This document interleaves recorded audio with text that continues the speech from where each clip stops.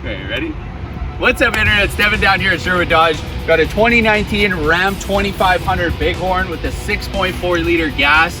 It is a gas motor, but it does still have a ton of power. It's got enough pulling power to pull just under 15,000 pounds.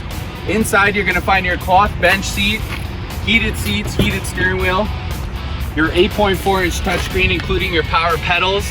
Of course, your trailer brake controller for all your towing needs. It is a 6-passenger, which makes it a little bit rare. You got your bench seat in the middle, and then you've got 3 other seats in the back. All your floor mats and everything are in there still for you. You got your in-floor storage as well on both sides.